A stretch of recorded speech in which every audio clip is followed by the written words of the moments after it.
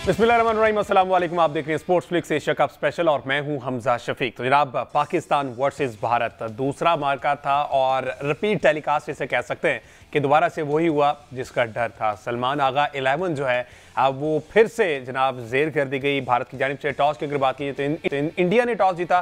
Toss जीतकर पहले उन्होंने फैसला किया बॉलिंग का और सूर्य कुमार यादव का कहना था कि सेकंड इनिंग में बहुत ज़्यादा ड्यू फैक्टर हो सकता है, इस वजह से हम पहले बॉलिंग ही प्रेफर करेंगे। ऑल्दो उनको ये फैसला काफ़ी हद तक भारी पड़ने वाला था। पहले 10 ओवर तक अगर देखा जाए कि 10 ओवरों में 91 रन पाकिस्तान क्रिकेट टीम के ओपनर और टॉप ऑर्डर ने दे दिए, लेकिन उसके बाद एकदम हालात बदल गए, जज्बात बदल गए। 11 से लेके 16 ओवर तक जो है वो सूरत हाल इंटायरली जो है वो इंडिया के हक में रही और हम उस पूरे टूर्नामेंट में उस जगह पर उस टाइम फ्रेम में हम कोई भी रन नहीं बना सकते। उस तरह से जिस स्पीड से हम लेके चल रहे थे उसमें हम खातिर खा कामयाब नहीं हुए और गिरते पड़ते हमने 171 रन बना लिए with the loss of 5 wickets और 20 ओवर हमने पूरे खेले। ये खुशखबरी वाली बात है। लेकिन team Bharat as always aggressive cricket हमने देखा। जिस तरह से अभिषेक शर्मा और शुभमन गिल ने लाठी चार्ज किया, आते ही उन्होंने बताया कि जनाब हमारी ट्रेनिंग जो है वो इसी शॉर्टर फॉर्मेट के हवाले से हुई। हालांकि शुभमन गिल जो टेस्ट क्रिकेट टीम के कैप्टन है, ये आपने बात में रखनी, लेकिन जिस तरह की क्रिकेट खेली, the way he played, aggressive cricket, intent, सब कुछ उनकी परफॉर्मेंस में नजर आया, जिसका जहां पर क्रेडिट ड्यू है वहां पर देना चाहिए। लेकिन एक बार फिर खेल में सियासत को दोबारा से लाया गया और दोबारा से कल वही हरकत हुई। दोबारा से सूर्य कुमार यादव ने हाथ मिलाने से इनकार कर दिया, पूरी टीम ने हाथ मिलाने से इनकार कर दिया। खैर ये सारी चीजें एक तरफ, लेकिन कल एक और चीज हमने देखी, वो ये थी कि फखर जमान को आउट करार दे दिया गया और ये वही एम्पायर था, श्रीलंकन एम्पायर, जिसके साथ मसले मसाइल पहले दिन से पाकिस्तान के चल रहे हैं। मैच रेफरी वाला मामला खत्म हुआ तो एम्पायर वाला, इसके खिलाफ भी पीसीबी ने आईसीसी में दरख्वास्त दायर कर दी है, क्योंकि सारे एक्स क्रिकेटर्स, इवन इंडियंस जो है वो भी कह रहे हैं कि वो नॉट आउट था। बेनिफिट ऑफ डाउट जो है वो हमेशा से बैटर को मिलता है, जो कि फखर जमान को नहीं मिला। ये सारी सूरत हाल है। बहरहाल अभी भी पाकिस्तान के चांसेस हैं फॉर द फाइनल। 28 को जो फाइनल होना है उसमें पाकिस्तान अगर अपने आने वाले दोनों मैचेस जीता है, इफ एंड बट्स की सिचुएशन है, बट चांसेस हैं पाकिस्तान कर सकता है ऐसा। और अगले 2 मैचेस इतने बड़े नहीं हैं कि पाकिस्तान जो है वो जीत न सके। कल की परफॉर्मेंस कंपैरेटिवली अगेंस्ट भारत पिछला जो मैच था उससे बेहतर दिखाई दी। इस सारी सूरत हाल पर बात करते हैं हमारे साथ मौजूद स्पोर्ट्स एनालिस्ट नबील रशीद साहब। अस्सलाम वालेकुम नबील जी। वालेकुम अस्सलाम, कैसे हैं नबील साहब? अल्हम्दुलिल्लाह बेहतरीन। कल का मैच डेफिनेटली आपने देखा होगा, पूरे पाकिस्तानियों की तरह आपने भी देखा होगा। उम्मीद आपने फिर से एक मरतबा लगाई होगी। अब मैच खत्म होने के बाद और मैच शुरू होने से पहले जो है गालियों का सिलसिला जारी रहता है, लेकिन जब मैच होता है तब हम ट्रू पाकिस्तानी होके जो है टीम को सपोर्ट करते हैं, लेकिन ये टीम जो है हमेशा हमें धोखा देती है। What's your take on it? आप पहले बताएं ना, कल का एक्सपीरियंस कैसा रहा? देखिए, सबसे पहले तो बात करेंगे जो इंडिया की परफॉर्मेंस की बात की जा रही है। नो डाउट इंडिया बहुत अच्छा खेला और इंडिया की जो टीम है वो बहुत आउट क्लास टीम है, लेकिन उसके बावजूद मैं ये समझता हूँ कि ये कोई ऐसी टीम नहीं थी कि जिसको पाकिस्तान पकड़ नहीं सकता था। पाकिस्तान डेफिनेटली इसको पकड़ सकता था, लेकिन प्रॉब्लम ये है कि पाकिस्तान ने पूरे टूर्नामेंट में इंटेंट ही नहीं दिखाया कि उनको जीतना है। देखिए, एशिया कप वो खेल रहे हैं, उनको अब तक ये नहीं पता कि हमने किस प्लेयर को किस नंबर पर खिलाना है। बैटिंग लाइनअप वो अभी तक तय नहीं कर सके। उसके बाद अगर कप्तानी की बात की जाए तो ब्लंडर्स पे ब्लंडर्स, ब्लंडर्स पे ब्लंडर्स। अगर कल के मैच की बात की जाए तो सबसे पहले आप ये देखें कि हुसैन तलत, जो कि ट्राई नेशन सीरीज में आपके साथ था, पिछले 3 मैचेस में आपके साथ था, आपने उसको मौका नहीं दिया, आपने उसको नहीं खिलाया। जब इतना बड़ा टाकरा था और इतना प्रेशर था तो आपने हुसैन तलत को खिला दिया। जब हुसैन तलत ने 10 स्कोर किया तो आपने उस पर तनकीद शुरू कर दी, क्योंकि आपका मकसद सिर्फ ये है कि हमने अपने प्लेयर्स को वेस्ट करना है, हमने बेतुका उनको इस्तेमाल करना है और उसके बाद उनको टीम से ड्रॉप कर देना है। अच्छा, उसके बाद जो हुसैन तलत का नंबर था वो बड़ी इंटरेस्टिंग बात है कि आपने उसको किस नंबर पर भेजा। देखें, आपके पास पीछे कौन कौन से बैट्समैन मौजूद था, और यहां पर हारिस की बात, मोहम्मद हारिस की बात करना बड़ा जरूरी है। मोहम्मद हारिस को आपने दिया है मोहम्मद रिजवान की रिप्लेसमेंट पर। मोहम्मद रिजवान क्लासी प्लेयर, जिसकी अब भी आप परफॉर्मेंस देख लें, सीपीएल में वो खेल रहा है, 50+ की एवरेज है। आपने उसकी रिप्लेसमेंट पर हारिस को लिया और हारिस को आप प्ले नहीं करवा रहे, हारिस को आप खिला ही नहीं रहे। आपने हारिस से बेहतर समझा फहीम अशरफ को, आपने हारिस से बेहतर समझा मोहम्मद नवाज को, आपने हारिस से बेहतर समझा हुसैन तलत को। हुसैन तलत तो रोटेशन का प्लेयर है, वो तो जब 4-5 आपके आउट हो गए हैं तो आपको विकेट बचानी है तो वो आपको सिंगल डबल करके देगा। उसके बाद जब मौका मिला वो सेटल हो जाता है तो वो हिट करता है। तो आपको हुसैन तलत की जगह पर हारिस को भेजना चाहिए था। अगर वो 2 6 भी लगा देता तो कुछ ना कुछ बेहतरी आ जाती। लेकिन समझ से बालातर है कि किस तरह की कप्तानी की जा रही है, टीम मैनेजमेंट कहां पर बैठी है, कौन फैसले कर रहा है। मुझे तो ऐसा लगता है कि ये इतने बड़े बड़े ब्लेंडर्स हैं पूरी दुनिया में, आप देखें मुख्तलिफ टीम्स हैं, बड़ी भी टीम्स हैं, छोटी भी टीम है, कोई टीम ऐसी नहीं है कि आपको पता है कि आपने ट्राई नेशन सीरीज भी इसी वेन्यू पर खेली और अब दोबारा आपने एशिया कप इसी वेन्यू पर खेलना है और अब आप अपना बैटिंग ऑर्डर जो है वो सेट नहीं कर पाए, आप शफल किए जा रहे हैं, आप हारिस को खिलाते नहीं है, ये छठे सातवें नंबर पर खिलाते हैं। जब आपसे पूछा जाता है कि वो परफॉर्म नहीं करता तो आप कहते हैं जी वो तो टॉप ऑर्डर का बैट्समैन है। देखें, अगर वो टॉप ऑर्डर का बैट्समैन है तो उसको या टॉप ऑर्डर पे खिलाएं, अगर टॉप ऑर्डर पे वो नहीं जगह बनती तो आप मिडिल ऑर्डर में जो आपका हकदार है आप उसको लेकर आए ना। आप उसका हक क्यों मार रहे हैं? जो एक मिडिल ऑर्डर का बैट्समैन पाकिस्तान में बैठा हुआ है, आप उसका हक मार कर क्यों मोहम्मद हारिस को खिला रहे हैं? उसका भी हक मार रहे हैं, हारिस का करियर भी तबाह कर रहे हैं। वो टॉप ऑर्डर बैट्समैन है, टॉप ऑर्डर में जगह नहीं है तो उसको छोड़ दें, ठीक है। उसके बाद अब आप कीपर है, कीपर आपके पास साहबजादा फरहान है, आप उसको लेकर चलें, लेकिन समझ नहीं आ रही कि हो क्या रहा है। इसी तरह अगर कल के मैच में बॉलिंग की बात की जाए तो बॉलिंग में भी बॉलिंग पे आते हैं, एक दफा नबील भी बॉलिंग पे आते हैं, लेकिन जो स्टार्ट लिया साहिबजादा फरहान ने हमेशा पिछले मैच में भी अच्छा परफॉर्म किया अगेंस्ट इंडिया। अगर स्पेसिफिकली बात की जाए कि एक एंड पर साहिबजादा फरहान ही रुके हुए थे और दूसरे एंड पर उनका कोई साथ नहीं दे रहा था। कल की सूरत हाल भी ऐसे रही, साहिबजादा फरहान अनलकी रहे, फखर जमान जो है वैसे वो आउट था या नहीं था, और यूजुअली ऐसा होता है कि बेनिफिट ऑफ डाउट जो है वो हमेशा बैटर को दिया जाता है। अगर इसकी जगह पे नबील साहब इंडियन क्रिकेटर कोई होता, इंडियन बैटर होता, तो मैं 200% श्योर हूं कि वो नॉट आउट दिया जाता। देखिए, डेफिनेट आप सही कह रहे हैं कि वो आउट नहीं था, ठीक है, और बेनिफिट ऑफ डाउट जो है वो हमेशा बैट्समैन को दिया जाता है। और डेफिनेट यहाँ पर अगर कोई इंडियन बैटर होता तो ये आउट नहीं होता। वो वहाँ पर उसका एहतजाज, उस पर हमने जितनी मतलब पीसीबी ने जो है वो लेटर भी लिख दिया आईसीसी को और उनसे वो जवाब मांग रहे हैं कि क्यों इस तरह हुआ कि थर्ड अंपायर ने इतनी बड़ी गलती की इतने बड़े टूर्नामेंट के इतने बड़े मैच में। लेकिन उसके बावजूद आप जो पाकिस्तान की परफॉर्मेंस है उसको नज़रअंदाज नहीं कर सकते। वो एक आउट है, वो मैचेस में हो जाता है, ठीक है। आम रूटीन का भी कोई मैच हो, चूंकि हमें ज्यादा फील इसलिए हो रहा है कि क्योंकि पाकिस्तान इंडिया का मुकाबला था और बैकग्राउंड जो था वो बड़ा संगीन था। लेकिन रूटीन में भी नॉर्मली जो मैचेस होते हैं कोई ना कोई ऐसी गलती अंपायर की तरफ से हो जाती है जो कि नजरअंदाज कर दी जाती है। अब ये नजरअंदाज नहीं करनी चाहिए, इस पर एक्शन लेना चाहिए। लेकिन इसके बावजूद आप पाकिस्तान की जो परफॉर्मेंस है उसको इग्नोर नहीं कर सकते। देखिए, 10 ओवर्स के बाद 90 प्लस आपने कर लिया था तो वहां पर हुसैन तलत को भेजने का मकसद क्या था? देखिए, अगर तो 3-4 आउट हो गए आपके छठे सातवें ओवर में तो आपने विकेट बचानी है, तो आप हुसैन तलत को भेजें कि वो सिंगल डबल करे और थोड़ा सा सेटल हो, 4-5 ओवर खेले, उसके बाद वो हिटिंग करे। आपके पास तो आइडियल ऑप्शन था कि आप हारिस को इस्तेमाल करते, ठीक है। एक ऐसा मौका आ गया था कि जब आप पहले कह रहे थे कि जी हारिस छठे सातवें नंबर पर खेल रहा है, उसको मौका नहीं मिल पा रहा, जब वो आता है तो बॉल्स बहुत कम रहती हैं तो वो हिट करता तो वो आउट हो जाता 0 पे।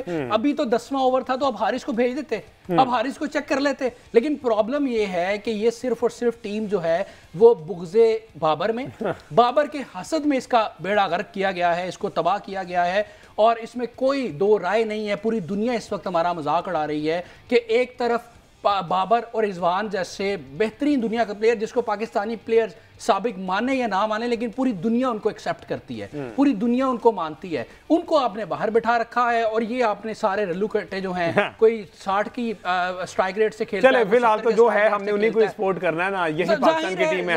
हम अब ये मजबूरी समझें या व्हाटएवर, लेकिन हम ये कह रहे हैं हम तो उनको सपोर्ट कर रहे हैं, लेकिन थोड़ा सा अकल से हाथ तो लेना, तो फैसले तो अच्छे करें ना। ये तो कोई तरीका नहीं है कि जिस तरह आप कैप्टनसी कर रहे हैं। और इसी तरह चूंकि बॉलिंग पर आपने मुझे बोलने नहीं दिया, नहीं उस पे आते हैं, मुझे एक ब्रेक भी लेना है, ब्रेक के बाद उस पर डिस्कस करते हैं। अच्छा, साइम अयूब की अगर बात की जाए ब्रेक से पहले मैं साइम अयूब पे बात, इनका बैट चेंज किया गया, ठीक है। कल हमने देखा कि ये ओपन किया करते थे, लेकिन कल साइम अयूब वन डाउन आए, 21 रन की इनिंग्स के लिए 17 गेंदों पर बड़े कंफर्टेबल दिखाई दे रहे थे एट फर्स्ट, बट जिस तरह का एक ब्रेनलेस शॉट उसे कह सकते हैं कि कोई जरूरत नहीं थी उस शॉट की, या तो उनको समझ नहीं आया कि कब बॉल आया, वो अगेन वही नो लुक के चक्कर में वही खेलना चाह रहे थे, लेकिन बॉल ऊपर हवा में खड़ा हो गया। और ये ज़हन में रखना है कि कल हमें जो कैचेस ड्रॉप हुए उसकी सूरत में बहुत ज्यादा फेवर भी मिली है, फरहान हो जाए, साइम अयूब हो जाए, और इसके बावजूद साइम की परफॉर्मेंस ये है।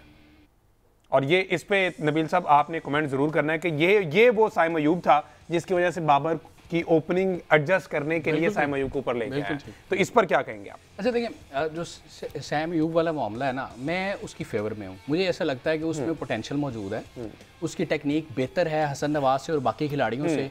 अनफॉर्चुनेट अनलकी हो जाता है, ठीक है, तो उसको चांस देना चाहिए, उसको मौका देना चाहिए और उसकी ग्रूमिंग करनी चाहिए। जहाँ जहाँ पर उसकी गलतियाँ हैं, जहाँ जहाँ पे वो ब्लंडर्स कर रहा है, उनको लाजमी तौर पर उस पर करना चाहिए। लेकिन मैं आपको फिर वही बात कर रहा हूँ, चूँकि देखें ये मामला इस मैच का नहीं है, मामला इस टूर्नामेंट का नहीं है, मामला ये है कि आपने क्रिकेट का जो बेड़ा गर्क किया है, जो आपके फैसले हैं वही आपके आगे आ रहे हैं, आपकी बेड़ियों में बैठ रहे हैं, ठीक है। आपने बिला वजह ऐसे ऐसे फैसले किए हैं कि जिसकी समझ में नहीं आती, तो ये सैम अयूब भी उसी वजह से मुतासर है। और फिर प्रेशर इतना ज़्यादा है कि एक मैच में कोई परफॉर्म नहीं करता, उसकी जगह चेंज हो जाती है, कभी उसको उधर ले जाते हैं, कभी उधर ले जाते हैं, और पूरी दुनिया में मैं फिर आपको कह रहा हूं, मसला ये है कि ऐसा नहीं। मुझे ये बता दें कि ट्राई नेशन सीरीज थी, आपके पास एक मौका था कि आप ट्राई कर सकते थे किसको किस नंबर पे खिलाना है।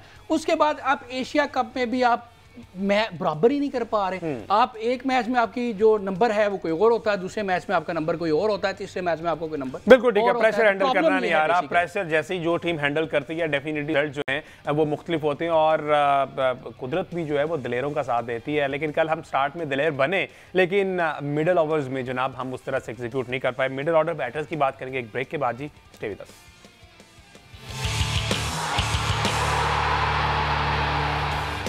Welcome back. जी बात हो रही है एशिया कप 2025 के हवाले से। पाकिस्तान वर्सेस भारत, दूसरा मैच भी पाकिस्तान अनफॉर्चुनेटली जीतने में नाकाम रहा है। बहुत सी गलतियां कोताहियां, और इस वक्त जो तीरों का सामना कर रहे हैं वो कप्तान सलमान अली आ गए। हर बंदा उन्हीं पे बात कर रहा है, उनकी डिसीजन मेकिंग पावर पर बात कर रहा है कि किस तरह से हारिस को जो है वो नीचे से नीचे लेते जाते रहे, और हुसैन तलत ऊपर आ गए, नवाज ऊपर आ गए, फ़हीम अशरफ ऊपर आ गए, लेकिन नहीं आए तो हारिस नहीं आया। तो फिर उनको टीम में रखा किस वजह से था, ये समझ नहीं आ रही थी। तो ब्रेक से पहले जाने से पहले नबील साहब बात कर रहे थे कि हम जो है हुसैन तलत को ऑन व्हाट बेसिस लेके आए, और फिर अब जब उस पर तनकीद हो रही तो फिर उसको सामना उनका नहीं कर पा रहे। हुसैन तलत, नबील साहब, इनका कोई ऐसा रेकॉर्ड हम इन कंट्रीज़ में अगर देखा जाए इस कंडीशन में तो ऐसा है नहीं है, लेकिन इसके बावजूद हुसैन को लाया गया। बातें तो ये भी हो रही हैं कि ये भी पर्ची है, लेकिन हम इस स्टेज पे कह नहीं सकते कि जनाब ये किसी की पर्ची आई और इनको इस तरह से खिलाया गया। देखिए, जो हुसैन तलत का मामला है ना, हुसैन तलत को आपने अगर सेलेक्ट कर लिया, हाँ, तो फिर आपको चाहिए था, अगर आपने उसको एशिया कप में खिलाना था तो आप ट्राई नेशन सीरीज़ में ज़रूर ट्राई करते। ठीक है, आपने ट्राई नेशन सीरीज़ खेली, उसको साथ रखा, लेकिन आपने उसको बिल्कुल भी नहीं खिलाया। उसके बाद आप एशिया कप में आए, आपके पास दो जो है वो 100 कार्ड माठे मैच थे। वैसे तो उनको भी नहीं कहा जा सकता, उन्होंने भी एक दफा पढ़ने डाल दी इसी तरह ओमान और यूएई वाला, लेकिन चलें आप कह सकते हैं कि थोड़े से कदरे आसान मैच थे, तो वहां पर आप चेंजिंग कर ट्राई ले सकते थे। ठीक है, लेकिन प्रॉब्लम ये है कि आपने नहीं ट्राई ली। अच्छा, आपने हारिस को वहां पर खिलाया, हारिस एक मैच में उसने 50 की, उसके बाद आपने पोजीशन फिर बदल दी पोजीशन, और अब आपने फिर नहीं उसको खिलाया। ठीक है, अब ये समझ से बालातर है कि हारिस कौन सा एक ऐसा आइकॉनिक प्लेयर है कि जिसको खाली टीम में रखना इतना ज़्यादा ज़रूरी है। किसी दौर में जब शाहिद अफरीदी थे तो कहते थे कि यार अगर वो खेलें ना खेलें, परफॉर्म करें या ना करें, लेकिन उनकी टीम में मौजूदगी ही एक बड़ी बारोब है। तो कौन सा हारिस ऐसा प्लेयर है कि जिसको टीम में रखना बहुत ज़्यादा ज़रूरी है। अगर उसकी कीपिंग की बात की जाए तो वो भी कोई बहुत ज़्यादा कोई ऐसी नहीं है कि बंदा कहे कि यार नहीं यार बैटिंग नहीं करता, लेकिन उसकी कीपिंग ऐसी है कि कमाल, वो ऐसा जो मुमकिन नहीं होता उसको भी आउट कर देता है। तो ऐसा भी कुछ नहीं है। कल भी उन्होंने एक आउट था, लेकिन उनके वो हैंड बॉल तो लगी नहीं, हिट नहीं की, तो वो हैंड की वजह से वो नहीं हो सका। तो मेरा बुनियादी क्वेश्चन सिर्फ ये है कि जो आपने कप्तानी की बात की, देखें जिम्मेदार जो है, जब टीम जीतती है, इससे पहले आपने छोटी छोटी टीमों के खिलाफ जो मैचेस जीते, आपने बांग्लादेश के खिलाफ जीते, आपने और दूसरी जो टीमों वेस्ट इंडीज के खिलाफ मैच जीते, तो उस वक्त जो क्रेडिट मिला वो भी तो कप्तान को मिला, कप्तान को मिला, इन्हीं प्लेयर्स को मिला। आपने बड़े शादियाने बजाए कि देखें जी हमने बड़े फैसले किए, बोल्ड फैसले किए, हमने बाबर को निकाल दिया, हमने रिजवान को निकाल दिया, हमने यंगस्टर्स को मौका दिया। तो ये देखें यंगस्टर्स की परफॉर्मेंस। हालांकि हकीकत ये है कि जो आपके यंगस्टर्स हैं ये जीत सकते हैं 6ठी, 7वीं, 8वीं नंबर की टीम से, ठीक है, 9, 10th नंबर की टीम से। इनमें ये अहलियत मौजूद नहीं है कि ये पहली, दूसरी, तीसरी, चौथी और 5वीं टीम से जीत सकें। खासतौर पर अगर इंडिया की बात की जाए तो इंडिया से तो बिल्कुल भी ये इस काबिल ही नहीं है। पहली बात तो ये है कि मुझे ऐसा लगता है कि अगले जो 2 मैचेस हैं श्रीलंका और बांग्लादेश के साथ, जिस तरह उनकी कारकर्दगी रही है वो बड़ी हैरानकुन है, और मुझे नहीं लगता कि पाकिस्तान की उस लेवल की कारकर्दगी है जिस लेवल की कारकर्दगी इस टूर्नामेंट में श्रीलंका या बांग्लादेश की है। तो मुझे तो ये लगता है कि बड़ा मुश्किल है कि पाकिस्तान अपने दोनों मैचेस जीते। लेकिन अगर पाकिस्तान कोई ऐसी अनहोनी हो जाती है कि पाकिस्तान बांग्लादेश से भी जीत जाता है हाँ जी, और श्रीलंका से भी जीत जाता है, तो उसके बाद इंडिया के साथ मुकाबला होगा तो फिर यही कुछ होगा। फिर हम पिछले दोनों मैचेस का बदला लेंगे। ये मैं आपको बता दूं बदला कैसे। देखिए उनकी, मैं आपको ये कह रहा हूँ कि आप पकड़ सकते थे लेकिन आपका इंटेंट ही नहीं है पकड़ने का, ठीक है। उनके साथ आपका कोई मुकाबला नहीं है। आपने शुभमन गिल का कहा कि वो टेस्ट प्लेयर है, वो T20 खेल रहा है। अभिषेक शर्मा इतनी दिलेरी के साथ वो क्रिकेट खेलता है, मुझे नहीं लगता कि इस दौर में कोई और क्रिकेट इतनी दिलेरी से खेले। इंडिया के पास इससे पहले बहुत बड़े बड़े T20 प्लेयर्स आए लेकिन इस तरह का इंटेंट किसी ने शो नहीं किया। आते ही लाठी चार्ज करना, आते ही और सबसे खास बात ये है कि ना वो टेस्ट खेलता है ना वो वनडे खेलता है, वो स्पेशल है, T20 स्पेशलिस्ट है, ठीक है। उसको उसी मकसद के लिए रखा हुआ है। कल तो मैं देख रहा था, मुझे हैरानगी हुई कि इंडिया का जितना स्क्वाड है हर लड़के ने 2-2 3-3 सेंचुरियां की हुई हैं T20 में, तो उनकी स्पेशलिस्ट T20 टीम है। आपको उसके साथ कोई मुकाबला नहीं है। आपको अगर मुकाबला करना है तो आपको खेलना पड़ेगा, आपको दिलेराना फैसले करने पड़ेंगे। यार ये हमारी भी तो स्पेशलिस्ट है ना, साहिबजादा फरहान देखे इतने स्पेशलिस्ट, फखर जमान स्पेशलिस्ट, साइम अयूब स्पेशलिस्ट, मोहम्मद नवाज जिसको आपके बाबर आजम जिनको आप बार बार मेंशन कर रहे हैं, वो कहते थे तू मेरा मैच विनर है, मोहम्मद नवाज आ गए, फ़हीम अशरफ दी ग्रेट, राना साहब एक। मैं आपको बताता हूँ, अब आपने नवाज की बात की, अब देखें ये कितना बड़ा ब्लंडर है कि आपकी जब बॉलिंग आई तो आपको फेंटा पड़ रहा है, ठीक है। अभिषेक शर्मा और गिल ने आपको इतना धोया, आपका कोई बॉलर जो है वो टिक नहीं पा रहा, लेकिन आपने उसके बावजूद नवाज को ट्राई नहीं किया। नवाज जो कि ट्राई नेशन सीरीज में और उससे पहले अच्छी बॉलिंग कर रहा था, आपने उसको मौका ही नहीं दिया। या तो हो ना कि जी आप स्कोर बचा रहे हैं, विकेट नहीं मिल रही तो यार चलो ठीक है स्कोर तो बच रहा है ना, कैंड पर प्रेशर आ जाएगा, ना आप स्कोर बचा पा रहे हैं ना आपको विकेट मिल रही है, उसके बावजूद आपने नवाज को मौका ही नहीं दिया, नवाज को ट्राई नहीं किया। आपने सिर्फ 5 बॉलर जो हैं वो इस्तेमाल किए, जिनमें से सैम अयूब है, आपने उससे भी 4 ओवर करवा दिए। और उसके अलावा फिर बात हुसैन तलत की आ जाती है। हुसैन तलत को आपने खिलाया, आपने बैटिंग में तो उसको मौका दे दिया, उसके बाद वो बॉलिंग भी करता है, वो ऑलराउंडर है, तो आपने मीडियम में पेसर है, आपने उसको भी चांस नहीं लिया उसका कि चलें विकेट नहीं मिल पा रही, हम चांस लेते हैं कि नवाज को ट्राई कर लेते हैं, कि हुसैन तलत को ट्राई कर लेते हैं। आपने 5 बॉलर इस तरह इस्तेमाल किए कि शायद आपके पास छठा को ऑप्शन मौजूद है ही नहीं। आपकी मजबूरी है कि आपने इन्हीं 5 को शफल करना है, ऊपर नीचे करके ओवर देना है, क्योंकि आपके पास तो ऑप्शन मौजूद ही नहीं है। ये बेसिकली प्रॉब्लम है जिसकी वजह से हम सलमान अली आगा पर बात कर रहे हैं कि उनकी जो कैप्टनसी है वो समझ से बालातर है। उनको सोचना चाहिए कि वो क्या कर रहे हैं, किस तरह के फैसले कर रहे हैं। उनसे एक बैटिंग ऑर्डर जो है वो नहीं हो रहा, लड़के परफॉर्म नहीं करते, वो प्रेस कॉन्फ्रेंस में आते हैं तो वो उनका दफा शुरू कर देते हैं। आप दफा करें अपनी प्लेइंग 11 का, लेकिन अपनी जो लाइनअप है उसको तो सीधा कर लें। आपको पता तो हो कि आपका ओपनर कौन है, आपका 1 डाउन कौन आएगा, आपका 2 डाउन कौन आएगा, आपके 6 से 7वें नंबर पे कौन खेलेगा। अब ये जो हारिस वाला मामला है, देखिए ये कितना बड़ा ब्लंडर है कि हारिस आप रिप्लेस करवा रहे हैं रिजवान से, मोहम्मद रिजवान से, जिसकी T20 की जो परफॉर्मेंस है वो पूरी दुनिया के सामने है। अभी भी वो CPL खेल रहा है, तो आप उससे उसको रिप्लेस करवा रहे हैं और उसको खिला ही नहीं रहे, ठीक है। आपने रिजवान की जगह ऐसे प्लेयर को रिप्लेस किया कि जिसको आप समझते हैं कि वो फ़हीम से अच्छी बैटिंग नहीं कर सकता, वो नवाज से अच्छी बैटिंग नहीं कर सकता, वो तलत से अच्छी बैटिंग नहीं कर सकता। तो फिर उसको टीम में रखा क्यों है? आपने सेव करके उसको रखा हुआ है भाई, किस लिए उसको सेव किया हुआ आपने?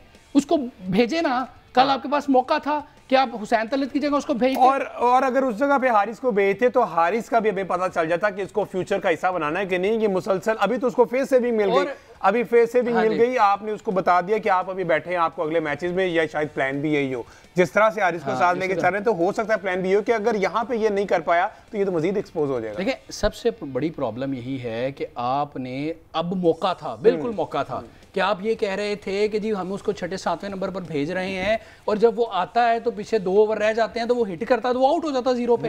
अब भी आपके पास मौका था कि 10 ओवर्स आपके पास पड़े थे, वो स्टे करता विकेट पर, वो सेटल होता, वो खेलता, वो पावर हिटिंग करता, उसके पास पूरा मौका मौजूद था कि वो अपना पोटेंशियल दिखाता कि भाई मैं ये हूँ, लेकिन आपने उसको बारी नहीं दी, ठीक है। लेकिन प्रॉब्लम सिर्फ ये है कि देखें ये जो हमने टीम बनाई, सारे यंगस्टर्स इकट्ठे कर दिए और हमने बड़ा मार्का मारा कि जनाब हमने, पूरी दुनिया में ऐसा नहीं होता, ये भी आपको बता दूं, नए लड़कों को मौका देते हैं, इंडिया भी मौका देता है, हर कंट्री मौका देती है, लेकिन वो एक कॉम्बिनेशन बनता है कि आपके पास सीनियर प्लेयर्स भी हैं, आपके पास मैच्योर प्लेयर भी हैं। अगर कभी ऐसा हो कि आप अचानक 3-4 आउट हो जाएं तो आपके पास कोई ऐसा लड़का भी होना चाहिए जो स्ट्राइक रोटेट करे। ये तो सारे टुल्ले हैं, ठीक है, ये तो 2 आउट होते हैं तो पीछे बुरी लाइन लग जाती है। अब प्रॉब्लम सिर्फ ये है कि आपके पास कोई विजन नहीं है। आपको किसी ने कहा जी नए लड़कों को मौका दें, इनका स्ट्राइक रेट अच्छा नहीं है, बाबर आजम का, रिजवान का, ठीक है, आपने उनको निकाला, आपने नए लड़के ले आए। अब नए लड़कों को आप स्ट्राइक रेट देख लें, ठीक है, क्या स्ट्राइक रेट है, क्या परफॉर्मेंस है, ठीक है। अगर हसन नवाज 2-4 मैचेस में वो अच्छा खेला तो आपने उसको फिर कल जो है वो बाहर निकाल दिया, या तो फिर उसको पूरा मौका दे देते, पूरा मौका देते, जैसे साइम मयूब और हारिस को आप मौका दे रहे हैं। हाँ जी, आपको पता तो था यार ये। और इंटरेस्टिंग बात ये है कि उसके अलावा आपके पास कोई पावर हिटर नहीं है। बेशक वो सीधे बल्ले से खेलता है, लेकिन उससे अच्छी हिटिंग करने वाला पूरी टीम में मौजूद नहीं है, लेकिन आपने उसको मौका नहीं दिया। आपने बेतुका हुसैन तलत को खिलाया। अगर आपको हुसैन तलत को खिलाना था और इस विजन के साथ खिलाना था कि जी वो ऑलराउंडर है, जरूरत पड़ने पे हम उससे 1-2 ओवर भी निकलवा लेंगे, 3 ओवर भी निकलवा लेंगे, और वो विकेट भी रोक लेता है, आराम से खेलता है और जरूरत पड़ने पर हिटिंग भी करता है, तो वो आपके प्लान का हिस्सा होना चाहिए था। और वो प्लान का हिस्सा उस वक्त होना चाहिए जब आप ट्राई नेशन सीरीज इसी वेन्यू पर खेल रहे थे। आप उसको अफगानिस्तान के खिलाफ खिलाते, आप उसको ओमान के खिलाफ खिलाते, और ताकि उस पता होता, उसको भी पता होता कि यार मैंने खेलना। बिल्कुल, और अचानक से आप इंडिया के खिलाफ उनको लेके आए और वो फिर जाहिर है बड़ा मैच है, बड़ा प्रेशर डेफिनेटली होता है। हाँ, प्लेयर वेस्ट करते हैं, आप प्लेयर वेस्ट करते हैं, प्लेयर परफॉर्म नहीं करता, आप उस पर तनकीद करते हैं, पूरा सोशल मीडिया भरा हुआ है। बिल्कुल। अच्छा, अब मुझे एक ब्रेक लेना है जी, ब्रेक के बाद अब वापस आते हैं तो जरा पोस्ट मैच प्रेस कॉन्फ्रेंस जो कि सूर्या कुमार यादव ने की है। एक तरफ तो सलमान अली यागर ने अपनी हार का एतराफ़ कर लिया, लेकिन सूर्या कुमार यादव ने कहा कि अब जो है ये रवायती हरीफ कहना बंद कर दे, हमारा कोई मुकाबला नहीं है। मुकाबला वो होता है जब 5 मैच हम जीते हों, 4 वो जीते हों, तो चलो आप कह सकते हैं, लेकिन ये तो जो रेशो निकलती है ये 10-1 की रेशो निकलती है। तो अब हम राइवलरी नहीं रही, ये एक रूटीन का मैच है और हम इस मैच को बॉदर ही नहीं करते। इस पर कमेंट लेंगे एक ब्रेक के वास्ते।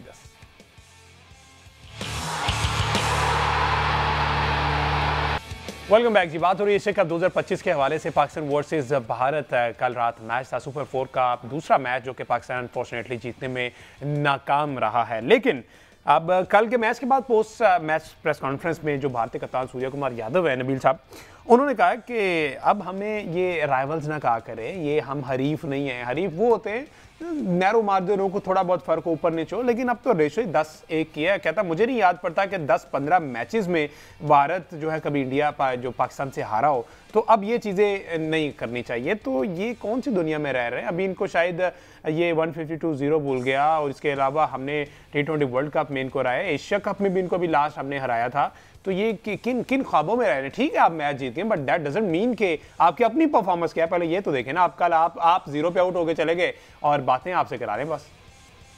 देखिए, मैंने आपको पहले भी स्टार्ट में ये कहा था कि इंडिया की टीम बहुत अच्छी है और अच्छे परफॉर्मर उसमें मौजूद हैं, लेकिन वो कोई ऐसी टीम नहीं है कि जिसको पकड़ा जा सके। ये जो बातें की जा रही हैं, इससे पहले भी जब बातें की गई, तो मैं ये समझता हूँ कि हमने खुद उनको जो है वो मौका दे रखा है थोड़ा सा, चूँकि हमारे इंटरनली प्रॉब्लम्स हैं जिसकी वजह से उनको मौका मिला कि वो इस तरह की बातें करें। हालांकि ऐसा नहीं है। अगर ओवरऑल भी देखा जाए तो पाकिस्तान की विन परसेंटेज जो है वो बहुत अच्छी है, बायलैटरल में हम बहुत आगे बहुत अच्छी है, ठीक है। लेकिन प्रॉब्लम सिर्फ ये कि किसी वक्त ऐसा होता है कि बैड पैच, हमारा अभी इस वक्त बैड पैच चल रहा है, हमारे अंदरूनी मसाइल चल रहे हैं जिसकी वजह से उनको मौका मिल रहा है। बैड पैच लंबा ही हो गया। हाँ, ये तो है, बैड पैच लंबा हो गया, लेकिन चले कोई नहीं, अल्लाह खैर करेंगे। देखिए, अभी भी हमारे पास मौका है कि हमारी टीम जो है अगले 2 मैचेस में अच्छा परफॉर्म करे और दोबारा फिर इंडिया के साथ हमारा फाइनल में मुकाबला, और इंडिया को हम इंशाल्लाह हराएं, और हराने के बाद फिर हम उनकी सारी बातों का जवाब दें। चूंकि देखें, जब कोई टीम जीतती है ना, उसके कप्तान को ये फिर राइट मिल जाता है कि वो झूठ भी बोल सकता है, वो बकवास भी कर सकता है, वो अपनी मर्जी की बातें भी कर सकता है, वो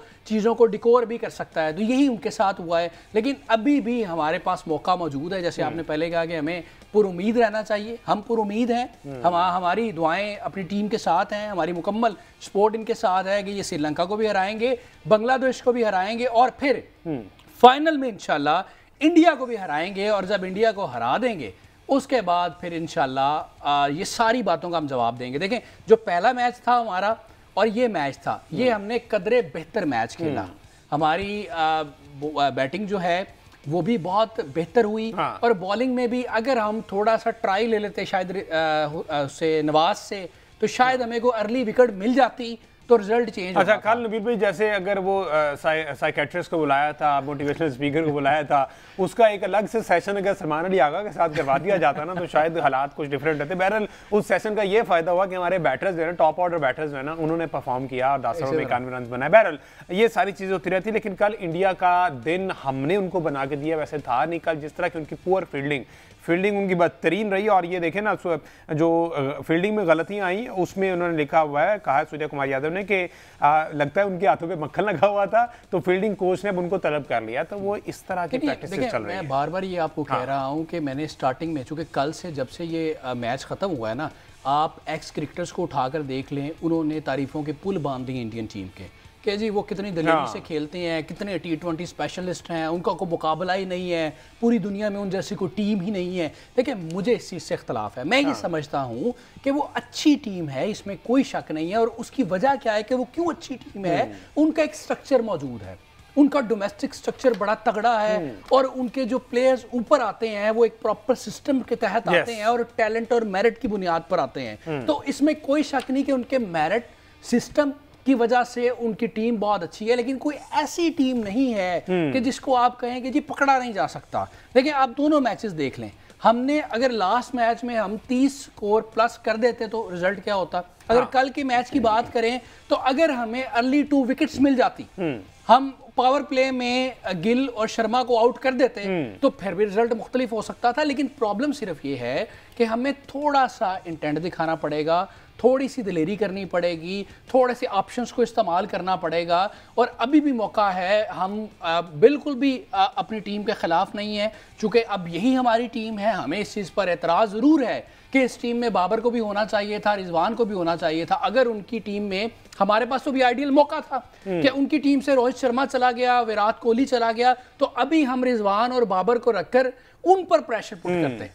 ठीक है, ये तो उन पर प्रेशर था बहुत बड़ा कि पाकिस्तान के 2 T20 प्लेयर्स, बड़े प्लेयर्स T20 जिनके रिकॉर्ड्स के अंबार हैं, और ऐसे रिकॉर्ड्स हैं कि पूरी दुनिया उसको एक्सेप्ट करती है, तो उनको हम खिलाकर इन पर प्रेशर पुट करते। लेकिन हमने उनको बाहर निकाल कर तो एक ऐसी टीम दी कि जिसके बारे में शायद इंडियंस को पता भी नहीं है कि यार ये फलां कौन है और फलां कौन है और फलां कौन है। लेकिन फिर भी वी सपोर्ट पाकिस्तान। हमारी पाकिस्तान के साथ दुआएं भी हैं, हमदर्दियाँ भी हैं, चूँकि पुरुमीद लोग हैं, तो हम उम्मीद करते हैं कि अभी भी इंशाल्लाह रिजल्ट्स जो हैं वो अच्छे होंगे। लेकिन एक बैटिंग लाइन, ये देखें बहुत बड़ा फेलियर है मेरे नज़दीक, बहुत बड़ा एरर है कि आपको बैटिंग लाइन फिक्स करना बहुत ज़रूरी है।